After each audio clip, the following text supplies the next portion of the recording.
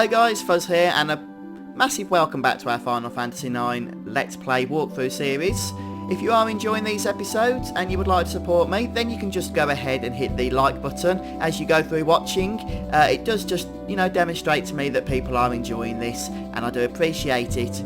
So we left off in the last episode having just removed all the gear from our characters, and we are located on the eastern side of the continent. If you don't have a chocobo, then there's a beach just over there somewhere. You can just about see it in my peripheral distance vision there on the screen, and you can park the blue Narcissus up and then just run over to the sand pits.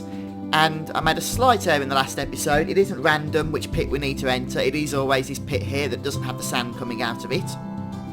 So just be warned, if you go into these other pits, then you're going to be thrust into a possibly somewhat annoying battle that you're going to want to avoid.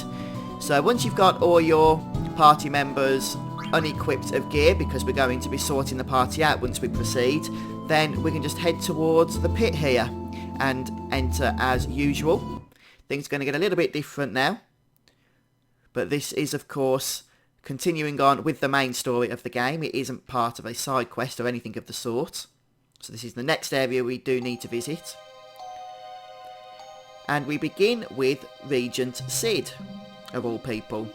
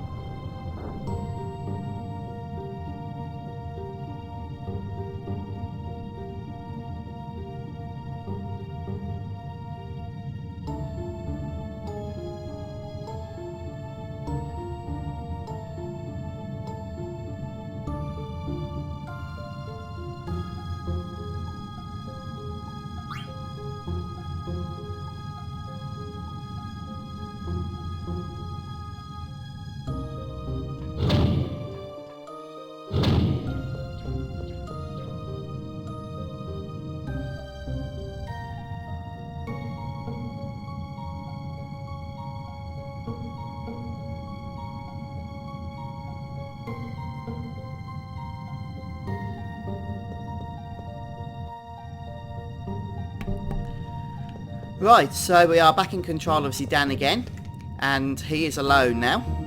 So we know that we're in the presence of Kujar, and we've got a bit of a linear path here, so we'll just move forward in order to activate the next scenes.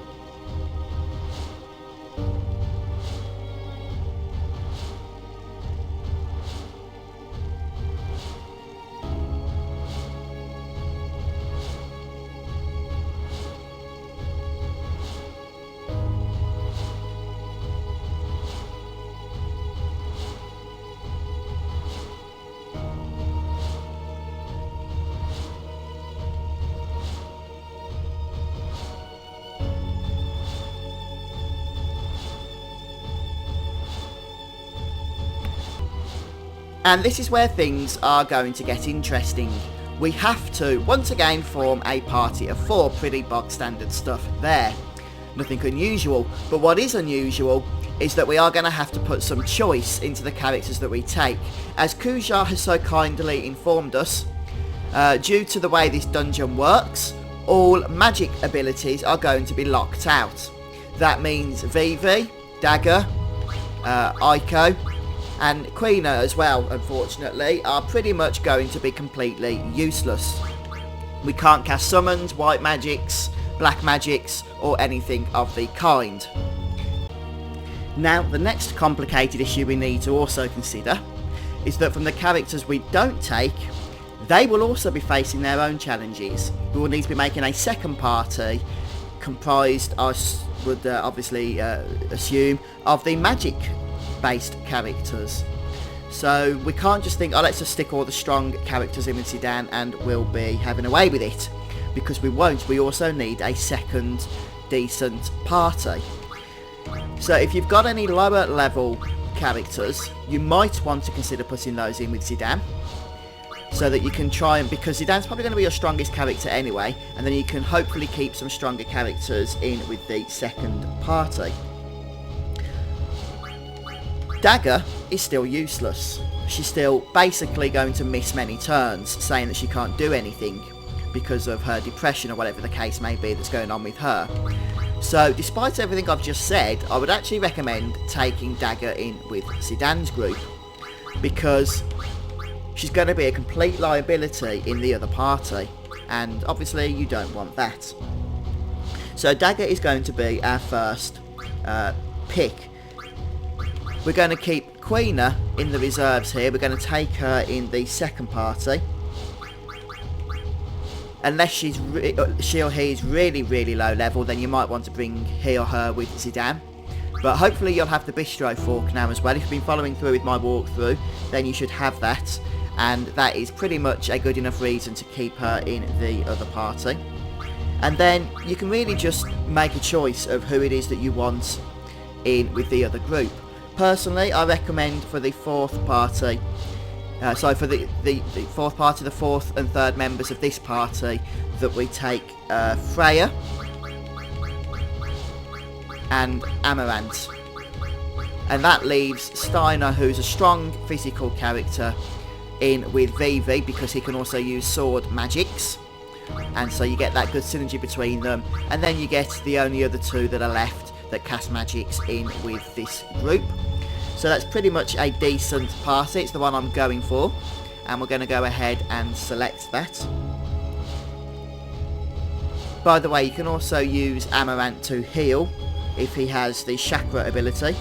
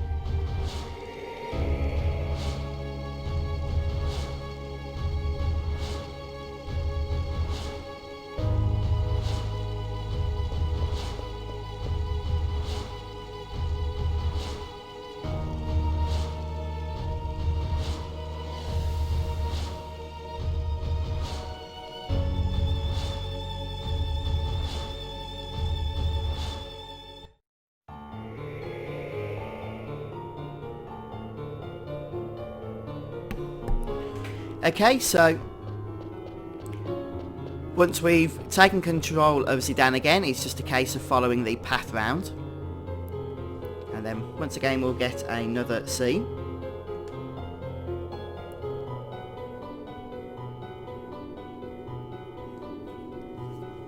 And here we see the Hildegarde, which is Kujar's ship, so we can begin to make our way on board. It's his luxury liner, because Kujar comes across as a fella that only has the best. And look, we get random encounters, how wonderful. And I didn't equip my characters either, so let's hope that they're up to the challenge. Easy. Zidane is quite powerful now with his weapons. Just his standard physical attacks. You think Kujar would have cleared that area out for us first though, don't you?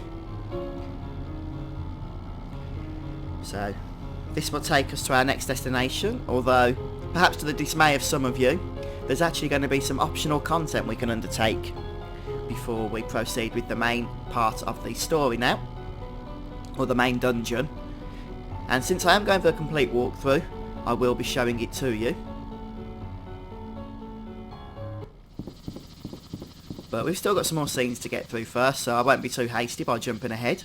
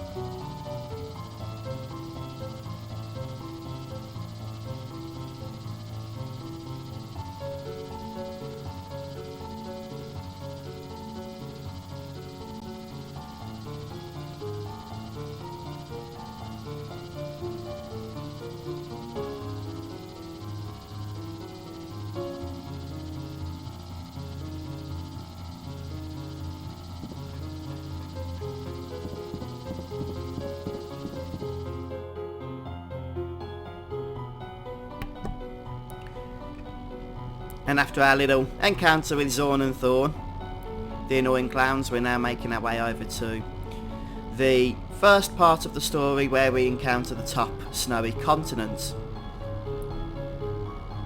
The Forgotten Continent.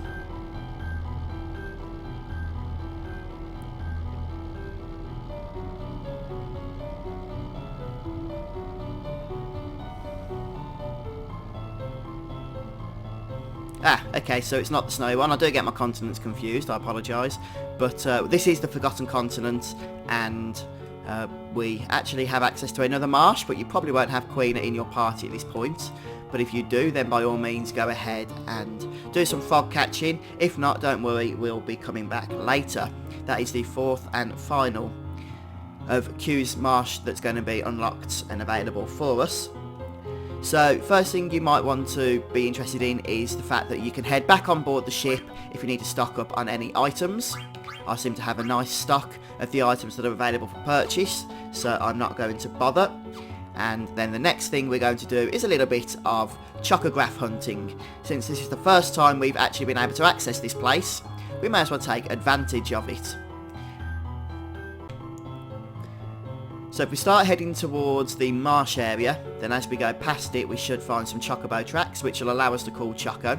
You don't need an ocean chocobo to do some of these chocographs that I'm going to engage in here, but I do recommend at least a mountain chocobo, which is the red one. Well, actually, you will need at least a mountain chocobo, so it's not about recommendations, in all honesty, it's about what's required. So if you haven't been following through with the chocobos, then you may not have the red chocobo, in which case you can skip ahead to the next section of the video. Although, I'm hoping that you have got the chocobo, because the items that you can get from this somewhat massive side quest are extremely potent. So the two main chocographs we can get are Dusk Plains and Forgotten Plains. So we'll go ahead and open up the chocograph menu. And the first one here is Dusk Plains, and Forgotten Plains will come next. So we'll go ahead and select this. I'm just going to save before we do anything. Okay, so for Dusk Plains, we're going to be heading down to the area that goes all, well, dusty basically. The screen will change colour, and we'll hopefully begin to recognise where we are then in terms of the chocograph. So we're going to traverse all of these lovely mountains here, of which there are plenty. There changes the screen, and we're looking for what looks like to be a section that heads into the water, isn't it? So we'll make our way down and start doing some hitting of the Choco Beak. Okay, it took me a couple of minutes actually to pinpoint the exact location. But if you head to this forest area here on the side of the coast, and then just head up to this little cranny nook area here, and we should find it. There we go. So we find our treasure chest. Some of this stuff we won't be able to keep, sadly, but there we go. Kaiser Knuckles, though, that's pretty good. So that's our next chocograph done. And if we open the chocograph menu again, we can go to the next, or access the next chocograph, which is the Forgotten Plains, which is basically much further north than where we are at the moment. So we'll start heading up there now. And once I've found the actual location for you guys to help you out, I will meet you back there. Okay, so we are going to be looking around this area for the next chocograph, and just bring the map up so you can see exactly where we are. We're kind of on the part of the island that sort of curves around, and somewhere around here, there we go, we should get our next treasure chest. This time we get another massive batch of ore, along with some ethers, opals, and a demon's mail. Once again, we'll of course discard those items over 99. And that's not all we can do with the chocographs. If you've got at least 2 dead peppers, then we can go ahead and do some more mountain cracks. The first of which is a little bit further down, so once again I'll traverse the distance and then see you there. Okay, so this is the first mountain crack that we're going to get, the first of 2 that are available to us at the moment. So make sure you've got your dead pepper to show you where I am on the map. And if we go ahead and feed Choco a dead pepper here, then treasure awaits. 19 eye drops, a maiden's ring, and a Genji helmet, and a Hildegarde 1 card. So not a bad haul. The mountain cracks and the ocean bubbles, whatever they're called, some of the good treasures that we can find through chocographing. So we'll just go and grab the other mountain crack now. Okay, so here we are at the next mountain crack, and it can be a little bit of a tricky one to find because it's a little bit of a blurry image in all honesty, but this is the one, and I'll just show you where I am on the map so that you can hopefully pinpoint it a little bit easier. And without any further ado, we'll go ahead and feed Choco our final dead pepper until we collect some more. And there we go, our treasure chest, containing a maiden prayer, a dragon's hair, and a set of gauntlets, and the final card, well, for these cracks that we're getting at the moment, the Odin card. Right, so, one more optional thing we can do before we make our way to Oelivert, or whatever the heck that place is called. I can never pronounce the names in this game, but that's just a Final Fantasy thing in general, not just Final Fantasy 9 in all honesty. Anyway, Right, so we're going to do a friendly creatures. We're going to be finding a new creature to give an item to in order for a nice bit of AP and another item reward. So go ahead and equip your party out with gear that needs that has abilities on they can learn, and I'll see you at the next location. Okay, so the handy thing is the forest in which the friendly creature can appear is right next to that mountain crack location that we were just exploring, so hopefully it won't take us too long to encounter this guy. We could also technically encounter the ragtime mouse as well, since he's available in the forests. But this friendly creature is also only available in the forests, so don't bother looking elsewhere. I'll be right back with you once I've found it. And here we go, we have our friendly creature. It took me about 8 or 9 battles to actually find it, but you know, we got there in the end.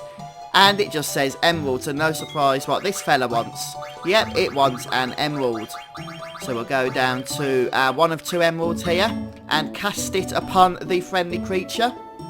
And with any luck, it should be all happy and smiley with us and give us our reward. Nope, it's not saying much, but it does tell us about the next friendly creature, which is the feather circle. And that is located on the snowy continent. So we'll go and get that when we next are up in that area. Get a nice few abilities learned here. As always, just make sure that you have some abilities ready to learn before you engage the friendly creature. And he gives us a moonstone, which we can basically pass on to the next friendly creature. That's what it's going to want. That's why we do it in the order that we do it in. But in all honesty, guys, that's pretty much all the optional stuff we can do now on this continent, while we have our chocobo and what have you. So with that said, we're going to be making our way over to the dungeon, but I think we're going to do that in the next episode, because I know these episodes lately haven't been seemingly as long to you guys, but that's because of all the optional stuff I've been doing. I've been having to edit them down so that it's not filled with fluff that you don't need, which means that even though I've been recording 1 to 2 hours at a time, I'm editing them down to 20 minutes or so. But we are going back with the story next time, so we'll be going through that dungeon which I can't pronounce, Wildvert or something or other. So I'd imagine that we'll be back up to snuff with the episode time there. So thanks for your patience, guys. I hope this has been helpful to all those of you who are following along with my walkthrough and playing Final Fantasy IX. Don't forget to hit that like button, subscribe to the YouTube channel, and if need be, you can find the saved game files for this Let's Play up on the FuzzfingerGaming.com website, a link in the video description. That is available for both the Steam and Android versions. Until next time, guys, take care, and I'll see you soon for more Final Fantasy IX.